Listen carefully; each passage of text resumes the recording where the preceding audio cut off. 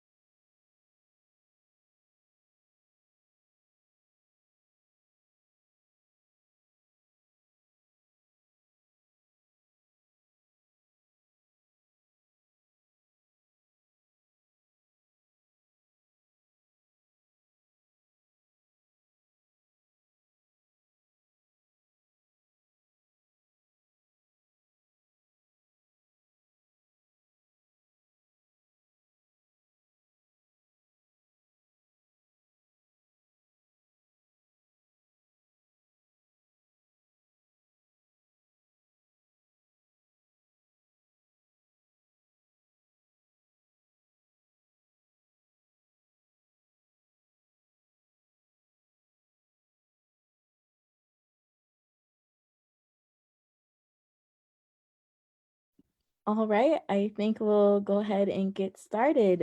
Hello, everyone. My name is Tatiana, and I am one of the civic engagement leads with Wisconsin Anti-Violence Effort. If you're not familiar with WAVE's work, we are a grassroots organization that works to end gun violence through advocacy and education. I really got involved with WAVE in 2018 after the March for Lives events. And I was an intern and I worked with WAVE throughout the summer, and now I'm on the civic engagement team. So it's really exciting. These past several months, I'm sure the election's been on all of our minds, and voting has been on all of our minds. Um, and I really want to talk about voter suppression because that's such a big deal, especially while we're doing this work, especially as people who care about gun violence prevention. So I am going to go ahead and share my screen. Let's see if this works. Okay, so today I'm just going to be talking to you all about voter suppression and what that looks like, especially in our space, in the gun violence prevention space. So voter suppression can be anything. It can be something that is, written in laws. It can be something that is illegal. But it's efforts that actively prevent people from voting. And this is something that disproportionately affects Black, Indigenous, and people of color. And it's just really important to realize at the intersections of voter suppression and gun violence, because we really cannot truly end gun violence unless all people are able to participate in democracy and exercise their right to vote. And I do want to say also, we all know the 15th Amendment, which was supposed to give the right to everyone to be able to vote, whether their skin color or their gender. And clearly we see that's still an issue today. Let's see why this isn't changing.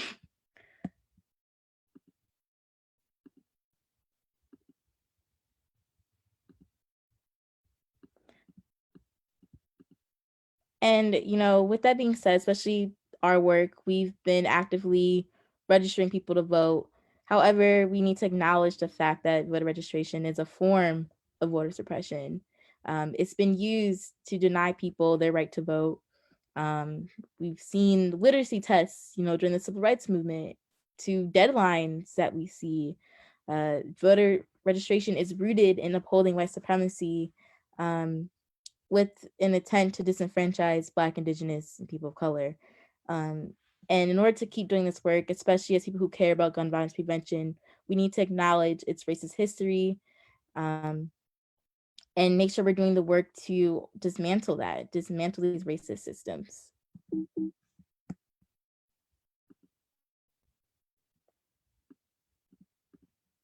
So I just listed some examples of voter suppression. Long lines, we've seen that here in Milwaukee. Even with the early voting lines, people waiting in lines for hours. We've seen it all over the country, people waiting in line. There's this video and it's just ingrained in my head of people standing in line and it's like pouring rain and people are calling it inspiring and it's great. People are going to go out and vote no matter what. But that shouldn't be the case. People shouldn't have to wait in a long line in the middle of a pandemic while it's storming outside to exercise their right to vote. Something else that is a form of voter suppression are ads or with false information. And whether it's intentional or unintentional, it is a form of voter suppression. I've seen people share things on Instagram and Facebook with incorrect deadlines and incorrect information for states on how to vote. And that, when it's in itself, is a form of voter registration, giving out false information. Another thing, we're seeing that being a huge concern in 2020 is armed militias being present at polling locations. That can be very intimidating for folks to go vote and seeing, big guns, long guns. Voter ID laws, that's something that's always commonly talked about. When there's DMVs that close or have hard hours and inaccessible hours for folks to go get their ID to even go vote, that's a form of voter suppression. A lack of early voting, making sure early voting is expanded so folks are able to, go and actually exercise the right to vote and maybe avoid some of those long lines and things like that. Polling locations being changed, that's also something that we've seen here. Locations being changed at the last minute, making it not accessible for folks to get there is a form of voter suppression. And another thing, especially when we think about Black and Brown people, having a law enforcement presence or a polling location being even at a precinct or at a district can be a form of voter suppression. It's a form of voter intimidation. Everyone deserves to feel safe while they exercise their right to vote. Having no online or same-day voter registration, luckily in Wisconsin, that's not something we have to worry about, but that is a form of voter suppression. Barriers that we have for folks with a felony record, it's also a form of voter suppression. 4.5 million citizens are unable to vote because they've either currently have a felony or they've have a record or formerly were convicted of a felony. And I believe statistics is 1 in 13 Black people. So when we think about that and how that impacts our democracy, and we think about who's impacted the most by gun violence prevention, both of these things go hand in hand. Folks not being able to exercise their right to vote. And, we want policies that we care about, and we want policies enacted that care about gun violence prevention. But when we think about the most marginalized groups, the people that are most impacted by gun violence prevention, how is that even possible? And lastly, little to no vote by mail, absentee voting, if it's confusing, if it's ableist, things like that, making sure all folks are able to exercise that right. And now, especially with the pandemic, a lack of PPE available for poll workers can also be a form of voter suppression. With that being said, there's so many things that we can do other than voting, making sure that we're fighting these systems and that we're fighting voter suppression. I think the biggest thing is we need to understand that voting is not the end all to this. This cannot be your only form of civic engagement. There's so many ways to get involved, whether it's writing to the elected officials once they're elected and holding them accountable. It can be supporting folks on the ground that have been protesting for racial justice. It can be talking to your loved ones and engaging in difficult conversations about anti-racism. It's so many things, and voting is not the only way to be civically engaged. It can't be the only way, or we're never gonna see policies that we care about to end gun violence. And I think the biggest thing also is, instead of shaming people who don't go vote or non-voters, we need to make sure we're all being educated on these systems that are in place that disenfranchise people, and really understanding why people do not trust the system, and then thinking to yourself, what can I do to dismantle this system or to change the system so people do trust the system and people are being disenfranchised, so every single person is actually able to exercise their right to vote.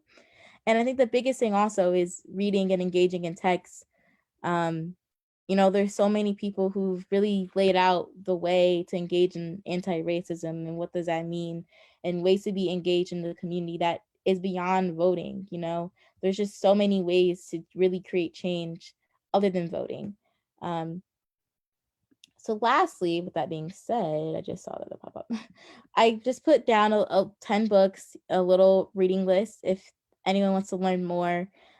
These aren't all directly about voting, but there are things that address the systems that are in place that allow for voter disenfranchisement to happen and why voter suppression exists. A lot of these books talk about that and also talk about ways, to get involved that's not voting.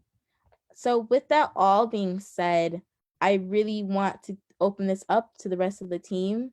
And because for all of us, either this is our first time voting in a presidential election or we're not even old enough to vote. So we've been engaged in this movement in our community for a while. And we're Gen Z, and there's ways that we've done this without even being able to go vote. So I want to open up to everyone else to hear like what work they've been doing, before this election cycle, during this election cycle, and after.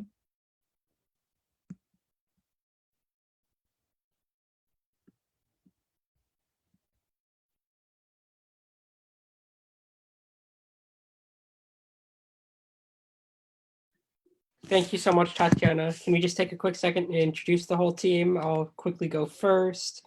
My name is Tyler. My pronouns are he, him, and his. I'm Tatiana's co-lead as co-civic engagement leads for WAVE right now. And I'm really excited for this quick conversation. Aaron, would you mind introducing yourself next? Yeah, so my name is Aaron. My pronouns are he, him, his, and I got on WAVE this year. I was an internship last summer, and am now on the voting registration and civic engagement team here at WAVE. Will, you want to go next? Sure, thank you, Aaron. My name is Will, also he, him, his. I'm currently a student at UW-Madison studying finance and comp sci. I interned with WAVE last year, and now I'm on the voter registration team. And Adeline, if you want to introduce yourself. Yeah, I'd love to.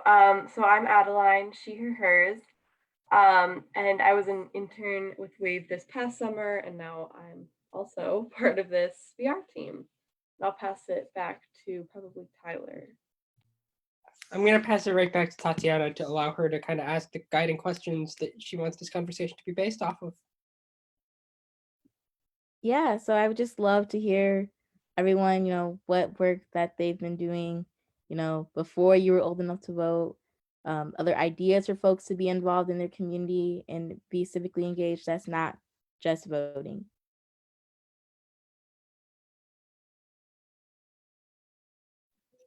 Yeah, so what I've really thought about is just generally showing up. It's kind of been my mantra in terms of getting involved. I got involved in the gun violence prevention movement after I kind of saw myself in some of the Parkland students, and I just started showing up. You make friends within the activism world and you show up and you support them.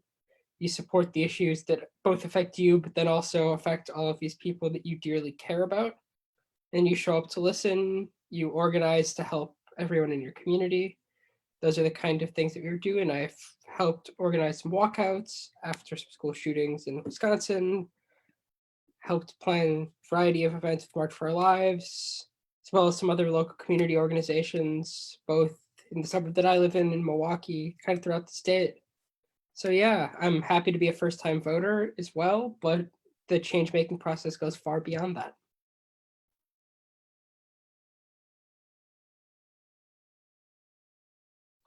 I guess I can take this question next. So I haven't done as much organized activist stuff as people like Tyler and Tatiana, but something I've really been trying to focus on, especially in the last year with the election cycle, is conversational outreach, which is basically talking about the issues that need to be talked about right now with people I know and I'm close with, because oftentimes the issues that we're presented with today aren't talked about, aren't conversed as they should be, and sometimes they're ignored and thus not known as well.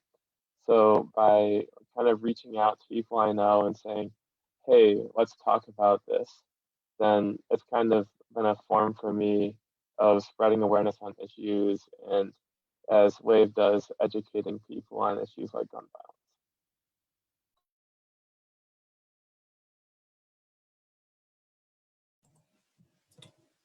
Yeah, I've tried to take a similar approach to Aaron. I was lucky enough to have known Tyler for a while and go to school with him, and he knew far more about politics and getting active, even though we weren't voters yet, before I did.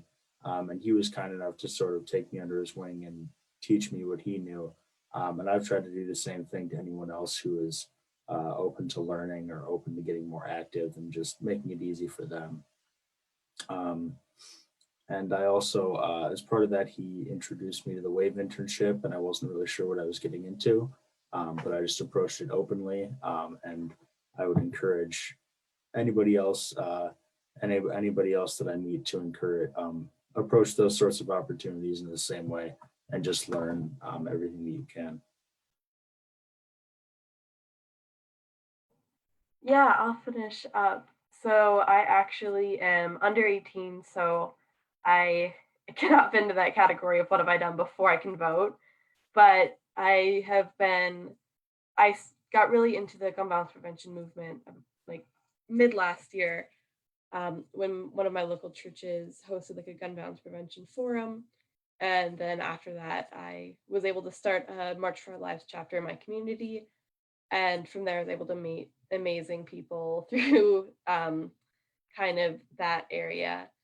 And yeah, that's kind of been the main thing for me, has been kind of working on direct actions.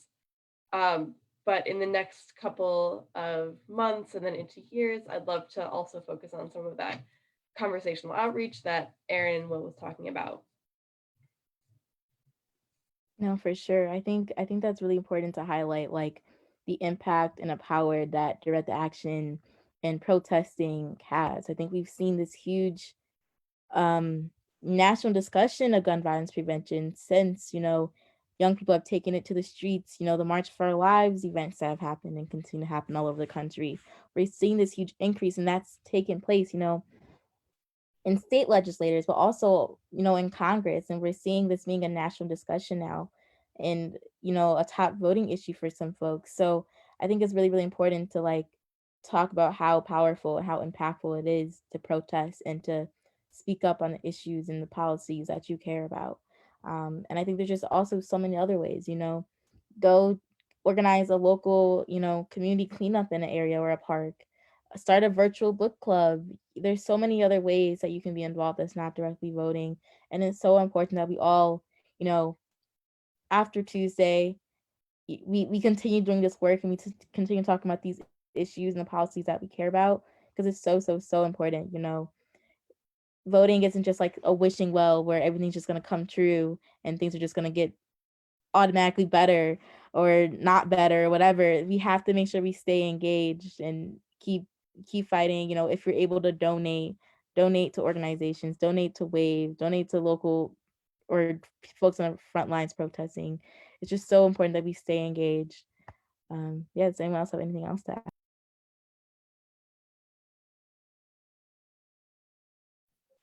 No, I'm just really glad that this team is ready to keep fighting for the changes we care about beyond next week, Tuesday, which seems like an eternity away, but it's when the election that's when the election is, and make sure to go vote and all.